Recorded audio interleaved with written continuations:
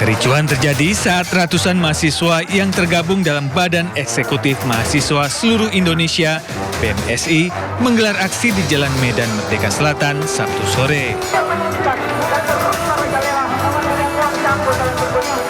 Sejumlah mahasiswa mendorong barikade pagar besi yang dijaga aparat untuk mendekat ke arah Istana Negara.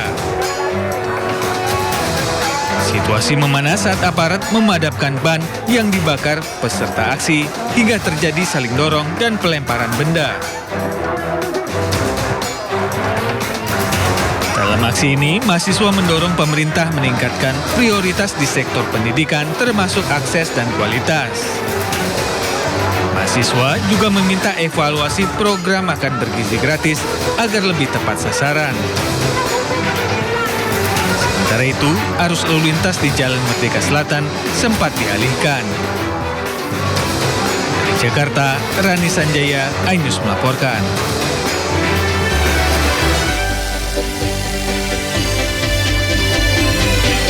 Halo, selamat pagi pemirsa, selamat datang di Sindo Today. Halo Nata, apa kabar? Kabar baik Syafa. Gimana kalau Syafa sendiri, kabar gimana? Baik, ini masih di nuansa libur panjang akhir pekan ya. Betul. Setelah kemarin Jumat juga tanggal merah. Hari ini hari terakhir libur panjang di beberapa daerah ini, terutama di objek wisata sampai hari ini terpantau padat. Iya, tidak hanya di wisata luar kota aja, tapi di Jakarta pun sama rame banget. Betul sekali. Nah, tapi ngomongin wisata dan lain-lain, ini juga lagi rame nih kasus ya, namanya sekarang zaman era digital ya.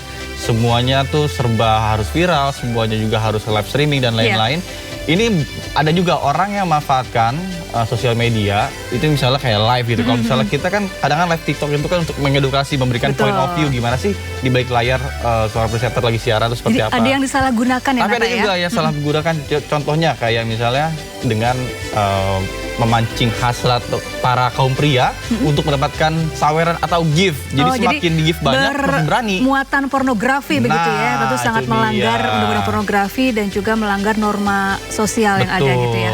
Dan disiarkan secara langsung dan bisa ditonton oleh banyak orang. Betul ya sih. kan? Dan kabarnya ini berkedok judi online, Nata. Nah, jadi ini double ya, udah judi online, terus ada pornografinya juga. Dan polisi sudah menangkap 3 orang tersangka, di mana 2 diantaranya merupakan pasangan suami istri, Nata. Itu dia. Ini miris sekali ya, Nata ya. Bahkan dari aksinya ini bahkan bisa mencapai miliaran rupiah untuk omset sendiri. Oh, luar biasa. Ini kayaknya sudah beroperasi cukup lama ya, Nata ya, dan baru dibongkar oleh polisi. Semoga tidak ada lagi orang-orang yang memanfaatkan digital ini untuk sesuatu yang melanggar hukum gitu ya, dan meresahkan masyarakat. Betul, dan polisi juga kemudian menjerat akhirnya dengan hukuman maksimal 10 tahun penjara. Kalau gini kan yang rugi siapa kan? Rugi sendiri akhirnya. Oke, pemirsa, kita pun akan membahasnya dalam program Sindo Today.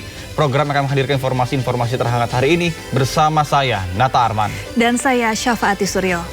Dan sebelum kita mulai seluruh rangkaian Sindo Today, redaksi kami juga telah menyiapkan 3 berita pilihan. Dan ini dia.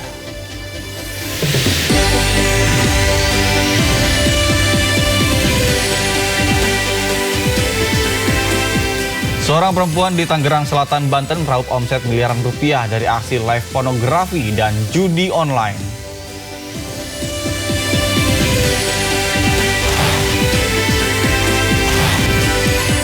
Konflik dengan Iran menyisakan kehancuran pada sejumlah pangkalan militer Amerika Serikat di Timur Tengah.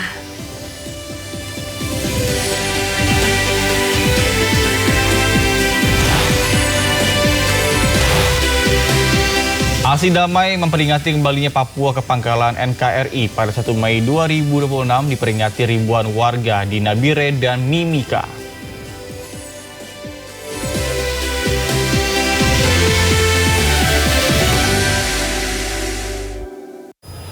Pemirsa Sindo Today, kita awali dengan informasi usai diguyur hujan dengan intensitas tinggi, sebuah tebing setinggi 100 meter menerjang kawasan proyek PLTA Cisokan di kawasan Rongga, Kabupaten Bandung Barat, Jawa Barat. Ya, tidak ada korban jiwa dalam peristiwa tersebut.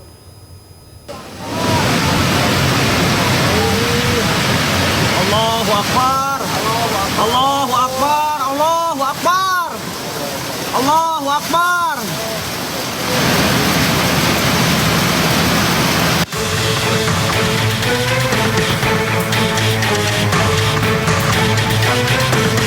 Tebing setinggi 100 meter longsor menerjang kawasan proyek pembangkit listrik tenaga air PLTA Upper Cisokan di kawasan Rongga, Kabupaten Bandung Barat, Jawa Barat.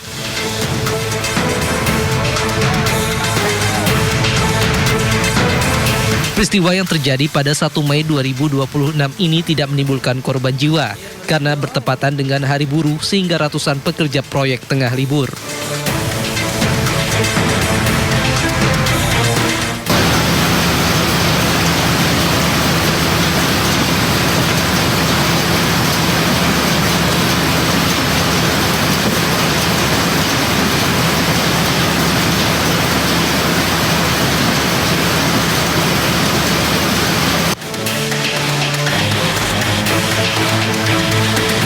Longsor terjadi akibat curah hujan tinggi sehingga mengikis tanah tebing. Longsoran diawali dengan guguran tanah di bagian tengah tebing sebelum akhirnya meluas dan menyeret material lain dalam jumlah besar. Aliran material terus bergerak menuruni lereng hingga menutupi terowongan air yang nantinya diperuntukkan mengalirkan air ke turbin.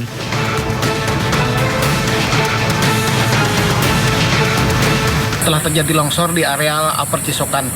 Nah, setelah melihat begitu ramainya pemberitaan, saya berkoordinasi dengan pemerintah Desa Sukaresmi dan juga pemerintah Kecamatan Rongga. Alhamdulillah tidak ada korban, dan untuk penanganan longsor sendiri akan dilakukan segera oleh pihak Cisokan. Peristiwa longsor yang menerjang objek vital di kawasan Rongga ini merupakan kedua kali berturut-turut dalam 2 hari terakhir.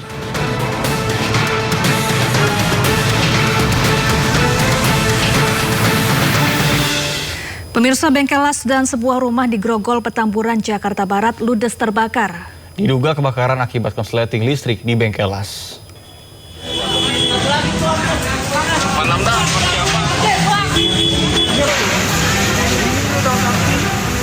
Petugas pemadam kebakaran berjibaku memadamkan api yang membakar sebuah gudang yang dijadikan bengkel las di Jalan Jelambar Sakti, Grogol, Petamburan, Jakarta Barat. Api yang terus membesar merambat ke sebuah rumah warga yang berada di sebelahnya. Api padam setelah 13 unit damkar dan 65 personel dikerahkan ke lokasi. Menurut kesaksian warga, api pertama kali muncul dari korsleting listrik di sebuah gudang bengkel las. Tidak ada korban luka ataupun jiwa dalam peristiwa ini. Kerugian materi ditaksir mencapai ratusan juta rupiah. Dari Jakarta, Miftah Lugani, Ainis melaporkan. Pemirsa, sebuah rumah berlantai 2 terbakar di pemukiman padat penduduk di Kota Bekasi, Jawa Barat. Kebakaran diduga akibat korsleting listrik di salah satu ruangan. Kebakaran Jalan Banteng, Sukang. Sebuah rumah berlantai 2 di permukiman padat penduduk Jalan Banteng, Kranji, Bekasi, Jawa Barat, Kota Bekasi, Jawa Barat terbakar. Warga panik mencoba memadamkan api dengan alat seadanya. Petugas mengerahkan 4 unit damkar ke lokasi kebakaran. Api padam 15 menit kemudian. Pemilik rumah, seorang lansia bersama anaknya berhasil dievakuasi dan selamat dari kebakaran. Dugaan sementara penyebab kebakaran akibat korsleting listrik. Tidak ada korban jiwa dalam kebakaran tersebut. Polisi masih menyelidiki penyebab pasti kebakaran. Dari Bekasi, Jawa Barat, Rahmat Hidayat, Ainis melaporkan. Pemirsa, Polrestabes Medan berhasil mengamankan ratusan vape narkoba di 2 kamar apartemen yang dijadikan gudang penyimpanan. 2 pelaku diamankan dan 1 pelaku lainnya buron.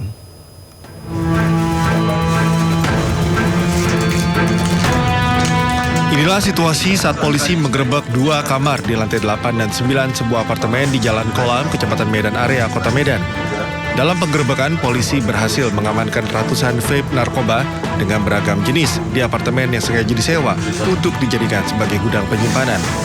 Menurut polisi, terdapat 294 vape dengan kandungan narkoba yang disita dari 2 pelaku. Selain vape narkoba, pihaknya juga menemukan 74 butir pil Happy Five dari kamar yang digerebek. Di mana kami ungkap di apartemen Centraland di lantai 9 dan hasil pengembangan di kamar di lantai 8. Untuk barang bukti sendiri dapat dilihat langsung kita berhasil amankan sebanyak 294 piece dan 74 Happy Five. Dalam kasus ini, polisi masih mengejar satu pelaku lainnya yang diketahui berperan sebagai pengendali. Dua pelaku digelandang ke Polrestabes Medan berikut barang bukti untuk nantinya dilakukan proses pengembangan. Dari Medan, Sumatera Utara, Adi Palapa Harahap, iNews melaporkan. Pemirsa, Polres Banjarbaru gelar rekonstruksi kasus begal yang menyebabkan seorang ustazah meninggal dunia. Dua pelaku terancam hukuman mati.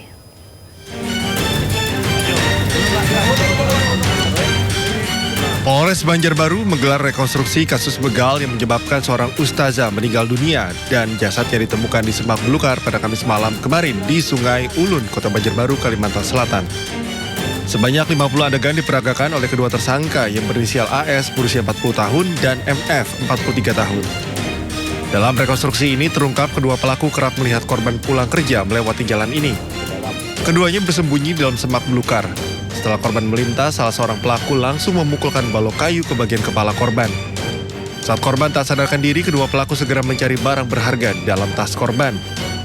Panik saat korban mulai tersadar, kedua pelaku kembali memukul bagian kepala korban hingga akhirnya korban meregang nyawa.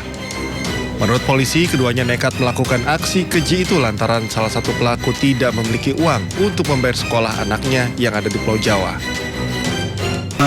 Kepentingan ekonomi. Jadi ada salah satu pelaku keluarganya di Jawa karena membayar uang sekolah untuk kehidupan. Atas perbuatannya, kedua pelaku dikenakan sanksi pidana pembunuhan berencana dengan ancaman hukuman mati. Dari Banjarbaru, Kalimantan Selatan, Sairi, iNews melaporkan. Pemirsa, diduga kiai mencabuli santriwati. Ribuan warga geruduk Ponpes di Pati, Jawa Tengah. Diperkirakan korban kebejatan sang kiai mencapai lebih dari 50 santriwati.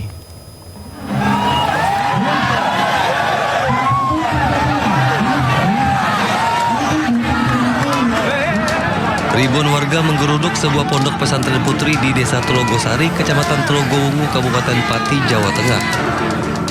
Aksi ini lantaran seorang kiai di pondok tersebut diduga mencabuli santriwatinya. Tidak tanggung-tanggung, jumlah korban diperkirakan mencapai 50 orang. Berdasarkan laporan, salah satu korban dugaan pencabulan terjadi pada tahun 2024. Warga yang geram memasang spanduk di dinding pondok pesantren. Meski telah ditetapkan sebagai tersangka, namun polisi belum menahan pelaku. Untuk penanganan perkara dari Polsek sebenarnya tidak menahan, namun diserahkan pada Reskrim Polresta Pati di unit PPA. Namun informasi yang kita dapat bahwa kasus ini tahap penetapan tersangka, kemudian untuk menunggu proses lebih lanjut. Hingga kini pihak kepolisian masih mendalami kasus dugaan pencabulan tersebut. Warga mengaku resah dan berharap polisi mengusut tuntas kasus ini. Dari Pati, Jawa Tengah, Vindi Agil, iNews melaporkan. Pemirsa, seorang wanita pelaku siaran langsung pornografi mendapatkan omset 5 miliar rupiah setiap bulan di Tangerang, Banten. Pelaku telah 5 tahun beraksi. Seorang wanita ini melakukan siaran langsung menampilkan adegan pornografi sendirian di wilayah Tangerang Selatan. Penonton siaran live ini memberikan hadiah beragam. Pelaku semakin berani jika penonton memberikan hadiah yang nilainya besar. Polisi dari Polda Metro Jaya melakukan penggerebekan di sebuah apartemen di Tangerang Selatan yang dijadikan sebagai tempat siaran langsung. Polisi menemukan peralatan siaran langsung. Ternyata pelaku juga melakukan praktik judi online. Penggerebekan ini dilakukan berkat aduan masyarakat terkait praktek judi online sekaligus siaran langsung pornografi. Modus yang dilakukan pelaku menyiarkan adegan pornografi hingga hubungan intim dewasa pada situs judi online. Pemeriksaan polisi, pelaku telah melancarkan aksinya sejak 5 tahun terakhir. Cukup fantastik, di mana per bulan mencapai 5M atau 5 miliar rupiah, sedangkan omset dari masing-masing host kurang lebih 1.000 sampai dengan 1.500 US dollar atau jika dirupiahkan sebesar 25 juta rupiah per 5 hari kerja. 3 tersangka telah ditangkap polisi, 1 wanita dan 2 pria. Para tersangka terancam hukuman 10 tahun penjara. Dari Tangerang Selatan, Banten, Nunung Purnomo, iNews melaporkan. Kita beralih ke informasi lain pemirsa, sebagai bentuk rasa simpati dan duka cita atas musibah kecelakaan kereta Argo Bromo dan KRL komuter lain, sejumlah warga memberikan karangan bunga dan buket di stasiun Bekasi Timur, Bekasi, Jawa Barat. Ya, warga berharap agar tragedi yang menelan 16 korban jiwa dan ratusan korban luka tidak terulang kembali.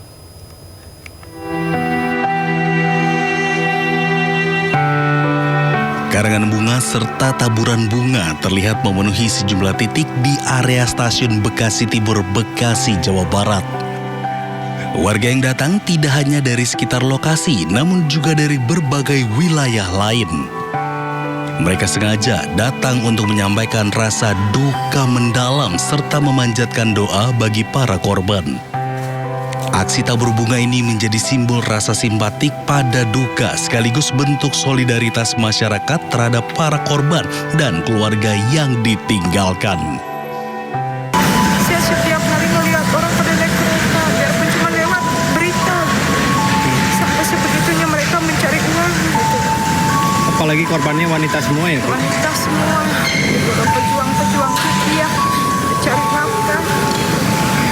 Saya jarang naik kereta, tapi kalau lagi barengan sama mereka sampai astagfirullahaladzim, sampai sebegininya mereka memaksakan untuk sampai di tujuan kerja.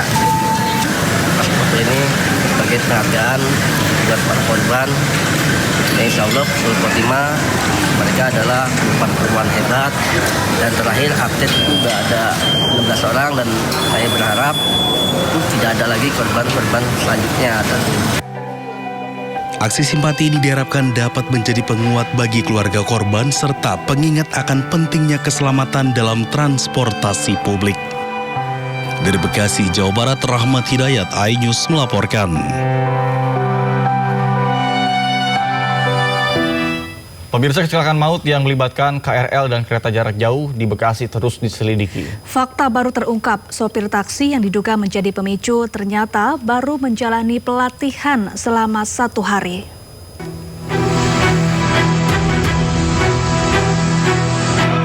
Bekasi Timur pada Senin 27 April 2026 ternyata merupakan karyawan baru. Saat insiden terjadi, ia baru bekerja selama 2 hari. Sebelum diterjunkan ke lapangan, sopir hanya mendapatkan pelatihan singkat selama 1 hari. Pelatihan itu hanya berupa pengenalan dasar seperti menyalakan mobil, menggunakan lampu, dan fitur sederhana lainnya. Dari hasil keterangan driver ataupun supir taksi online yang sudah dimintain keterangan bahwa yang bersangkutan baru bekerja itu semenjak tanggal 25 April 2026. Jadi baru beberapa hari setelah kejadian dan melakukan pelatihan selama 1 hari. Jadi terkait tentang bagaimana mengendarai, cara menghidupkan kendaraan tersebut, ini baru pengenalan dasar itu dilakukan 1 hari. Nah, bagaimana menyalakan, mematikan mobil, serta cara lampu sen, parkir, dan lain-lain. Ini terjadi, ini masih didalami oleh teman-teman penyidik. Kami juga akan nanti update kepada rekan-rekan. Termasuk terkait tentang 7 pemeriksaan 7 orang yang hari ini diperiksa, akan kami update kepada rekan-rekan sekalian. Saat ini kasus kecelakaan telah diambil alih oleh Subdit Kamnek Direktorat Reserse Kriminal Umum dan statusnya naik ke tahap penyidikan. Kecelakaan bermula saat taksi listrik mogok di perlintasan sebidang. Kendaraan kemudian ditabrak KRL yang melintas. Insiden ini memicu rangkaian peristiwa lebih besar di mana KRL ditabrak dari belakang oleh kereta Argo Bromo Anggrek. Akibatnya 16 orang meninggal dan puluhan lainnya luka-luka. Tim Liputan iNews melaporkan. Pemirsa, puluhan warga asing disekap di sebuah guest house di Badung, Bali. Polisi menggerebek lokasi dan mengungkap dugaan praktik penipuan online. Tim gabungan Polresta Denpasar dan Polsek Kuta mendobrak sebuah guest house di Kedongan, Badung, Bali. Penggerebekan berawal dari laporan Kedutaan Besar Filipina di Jakarta tentang warganya yang diduga hilang dan disekap. Saat pintu dibuka, polisi dikejutkan dengan temuan puluhan warga asing di dalam ruangan tertutup. Total 27 orang asal Filipina dan Kenya serta 3 warga Indonesia langsung dievakuasi. Sebagian tidak memiliki paspor dan diduga tak bisa bebas keluar masuk lokasi. Menurut polisi, pelaku menyulap kamar-kamar tempat mereka disekap menjadi ruang kerja tertutup. Kini polisi memburu pihak yang diduga mengendalikan praktek penipuan online oleh WNA tersebut. Sementara korban masih didata untuk mengungkap jaringan yang lebih luas. Dari Denpasar, Bali, Indira Ari, iNews melaporkan. Seorang warga negara Italia terancam dideportasi usai melawan petugas Satlantas Polresta Denpasar. Ya, pelaku marah ditilang polisi akibat tidak menggunakan helm saat berkendara.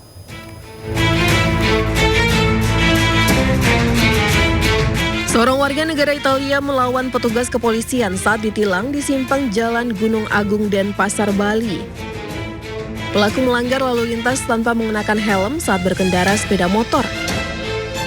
Saat dilakukan penindakan oleh petugas, yang bersangkutan menunjukkan sikap tidak kooperatif, melawan serta tidak menghormati petugas. Pelaku diamankan di Satreskrim Polresta Denpasar untuk menjalani pemeriksaan lebih lanjut. Warga negara Italia yang diketahui melakukan pelanggaran lalu lintas saat dilakukan penindakan oleh petugas yang bersangkutan tidak menunjukkan sikap yang kooperatif, melawan serta tidak menghormati petugas yang sedang melaksanakan tugas menjaga ketidaktertiban umum.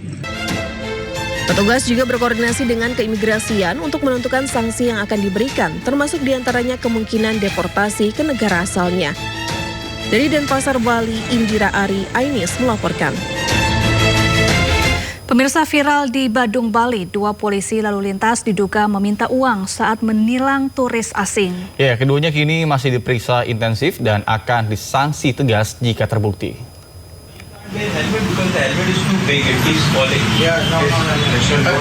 Inilah video viral saat 2 polisi lalu lintas menilang pelanggaran lalu lintas turis asing yang mengendarai sepeda motor. Oknum polisi tersebut mengatakan denda yang dikenakan sebesar Rp500.000. Namun belum menerima uang, oknum polisi yang lain menyadari jika kejadian tersebut direkam hingga momen tersebut terputus. We leave tomorrow.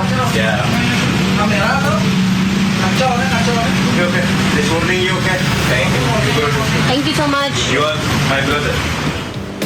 Setelah viral, Polres Badung menyatakan kejadian itu terjadi pada Maret lalu. Turis asing tersebut terbukti tidak menggunakan helm dan menerobos lampu lalu lintas. Kedua oknum polisi tersebut dipastikan belum menerima uang. Kini keduanya masih diperiksa dan akan ditindak tegas jika terbukti. Tidak ada penerimaan uang dalam bentuk apapun oleh petugas. Menyikapi peristiwa ini, saya telah memerintahkan jajaran Propam, dalam hal ini adalah pengamanan internal, telah melakukan pemeriksaan terhadap kedua anggota tersebut secara intensif untuk mengetahui secara menyeluruh kronologis kejadian pada saat itu. Dan tentunya kami tegaskan, apabila dalam peristiwa tersebut didapatkan pelanggaran yang dilakukan oleh anggota kami akan melakukan tindakan tegas, profesional, proporsional sesuai dengan aturan dan ketentuan yang berlaku. Sesuai ketentuan Undang-Undang Lalu Lintas, denda tilang untuk pelanggaran tidak menggunakan helm sebesar Rp250.000 dan menerobos lampu lalu lintas sebesar Rp500.000. Pemirsa, kendaraan wisatawan yang memasuki kota Bandung, Jawa Barat memadati gerbang tol Paster. Ya, kemacetan panjang pun tak bisa dihindari.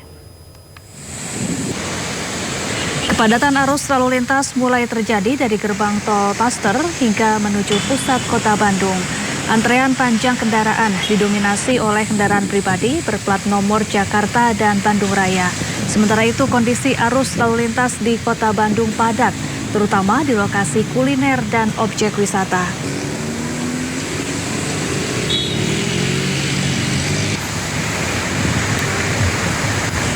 Ya pemirsa, libur panjang tanpa harus merogoh kantong yang dalam bisa dilakukan di dalam kota. Ya, di Jakarta salah satu tempat menghabiskan waktu liburan adalah Taman Bendera Pusaka di Kebayoran Baru, Jakarta. Taman Bendera Pusaka di Jakarta ini baru saja diresmikan beberapa lalu oleh Gubernur Jawa Barat.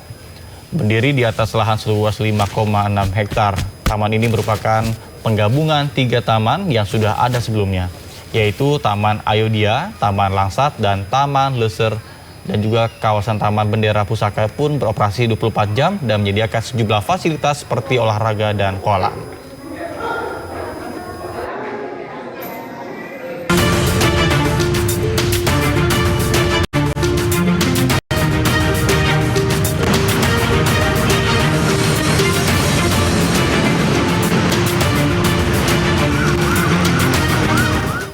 Ya pemirsa, saatnya kita simak pantauan lalu lintas pada hari ini dan kami telah terhubung dengan Brigadir Cici Yarangga dari NTMC Polri yang kini berada di kawasan Simpang Santa, Kebayoran Baru, Jakarta Selatan. Ya, Brigadir Cici, bagaimana pantauan arus lalu lintas dari tempat Anda melapor saat ini? Ya, baik, terima kasih Safa juga Nata di studio, dan pagi hari ini saya akan mengajak Anda beserta pemirsa untuk melihat kembali arus lalu lintas pagi hari ini pada akhir pekan. Dan untuk kendaraan-kendaraan yang melintas dari dalam kota sendiri di kawasan Simpang Santa terbilang dalam keadaan relatif lancar dari berbagai arahnya, baik kendaraan-kendaraan yang berdatangan dari arah Pancoran ataupun dari arah Mampang yang nantinya akan menuju ke arah Trunojoyo ataupun ke arah Blok M, serta yang akan mengambil lajur sebelah kiri untuk beralih ke arah Wijaya sendiri hingga saat ini terpantau dalam keadaan relatif lancar. Dan kendaraan-kendaraan yang melintas pagi hari ini pun mulai didominasi oleh kendaraan pribadi juga kendaraan umum, serta untuk kendaraan-kendaraan yang keluar dari arah Wijaya juga hingga saat ini terpantau dalam keadaan ramai dan lancar, di mana perlambatan kecepatan kendaraan pada umumnya terjadi di kawasan ini dikarenakan adanya antrian traffic light serta adanya pertemuan arus lalu lintas. Selepasnya kendaraan-kendaraan masih melaju dengan kecepatan yang cukup normal. Dan juga untuk kendaraan-kendaraan yang melintas sebaliknya dari arah Blok S yang nantinya akan mengarah ke arah Pancoran ataupun juga yang akan menuju ke arah Kuningan dan Mampang hingga saat ini pun juga masih terpantau dalam keadaan ramai dan lancar. Belum terlihat adanya peningkatan jumlah volume arus kendaraan, namun kami menghimbau bagi para pengendara dari arah Blok S terkhususnya untuk antisipasi kendaraan yang keluar dari arah Gereja Santa sendiri, dan juga untuk kendaraan-kendaraan yang akan berputar balik di kawasan ini kami menghimbau untuk mencari tempat putar balik yang aman demi menjaga keselamatan diri Anda pribadi tetapi juga menjaga kenyamanan bersama di jalan. Dan untuk pemirsa ataupun pengendara yang nantinya akan mengakhiri libur akhir pekan Anda dengan bepergian, kami himbau kembali agar selalu mengecek kondisi fisik kendaraan Anda, pastikan kondisi fisik kendaraan Anda dalam keadaan layak pakai demi menjaga kenyamanan saat berkendara tetapi juga menjaga keselamatan diri Anda. Serta pemirsa, perlu kami update kembali informasi terkait SMS ataupun data laka lantas yang kami terima selama 1x24 jam di seluruh Indonesia, bahwa telah terjadi sebanyak 198 kasus laka lantas dengan rincian 7 meninggal dunia, 12 luka berat dan 153 luka ringan. Dari 198 kasus laka lantas yang terjadi, 79% terjadi dengan tingkat kecelakaan didominasi oleh kendaraan roda 2. Untuk itu khususnya bagi para pengendara sepeda motor, kami menghimbau agar selalu menjaga batas laju kecepatan kendaraan Anda, khusus bagi pengemudi maupun penumpang untuk selalu menggunakan helm demi menjaga keamanan dan keselamatan diri di jalan. Dan pemirsa, untuk Anda yang ingin mengupdate informasi terkait arus lalu lintas menemani akhir pekan Anda, pemirsa juga dapat menghubungi call center kami di 1500669 serta menghubungi WA center kami di 0858 71500669.